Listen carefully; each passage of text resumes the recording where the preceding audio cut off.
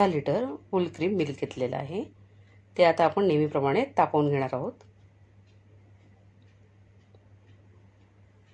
घरच्या घरी दूध, दुधापासून दही, दह्यापासून चक्का आणि चक्क्यापासून श्रीखंड अशी पूर्ण कृती आपण आज पाहणार आहोत.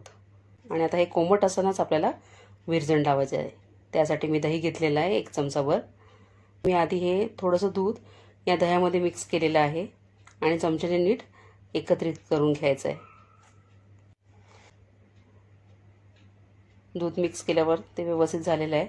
आता हे डब्यामध्ये मी दूध काढून घेतलेलं आहे आणि 1 चमचाभर विरजण लावत आहे. नीट ढवळून ठेवून द्यायचं. आपल्याला डब्याचं झाकण लावायचं आहे. रात्रीची वेळ आहे. उद्या सकाळपर्यंत आपलं दही तयार होणार आहे. सकाळी आपलं दही तयार होईल. सकाळ झालेली आहे. आपलं मस्तपैकी दही तयार झालेलं आहे. आता हे दही आपल्याला एका कॉटनच्या कपड्यामध्ये काढून घ्यायचं आहे आणि लटकवून ठेवायचं आहे बांधून, म्हणजे त्याचं एक्स्ट्राचं पाणी असेल ते सगळं निथळून जाईल आणि आपला चक्का तयार होईल. हा बघू शकता तुम्ही. ह्या गोष्टीसाठी आपल्याला जवळजवळ 7-8 तास लागलेले आहेत. जवळजवळ हे वाटीभर पिठी साखर घेतलेली आहे, वेलची जायफळ पूड घेतलेली आहे, चारोळी, बदाम काजू पिस्त्याचे काप आणि केसरयुक्त दूध घेतलेलं आहे. आता आपल्याला हा चक्का नीट फेटून घ्यायचा आहे की जेणेकरून त्याच्या गुठळ्या राहता कामा नये.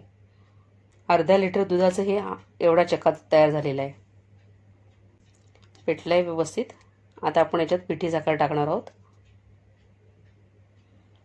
तुम्ही पिठी साखर तुम्ही तुमच्या आवडीप्रमाणे कमी जास्त घेऊ शकता. तुम्हाला जसं गोड लागतं तसं तुम्ही करा. काही लोकांना जास्त गोड आवडतं, त्यांनी जास्त साखर टाकावी.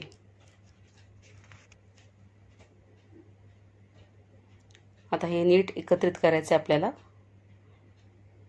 आता याच्यात मी वेलची आणि जायफळ पूड टाकलेली आहे. अगदी सोपं आहे घरच्या घरी श्रीखंड करणं.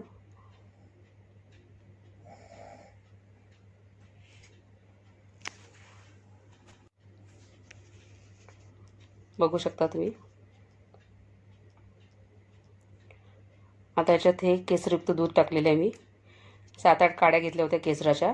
त्या कोमट दुधामध्ये 15-20 मिनिटं अगोदर मी भिजवून ठेवल्या होत्या. उरलेलं दूध पण टाकून घेऊया. तुमच्या आवडीनुसार कुठलाही फ्लेवर देऊ शकता श्रीखंडाला.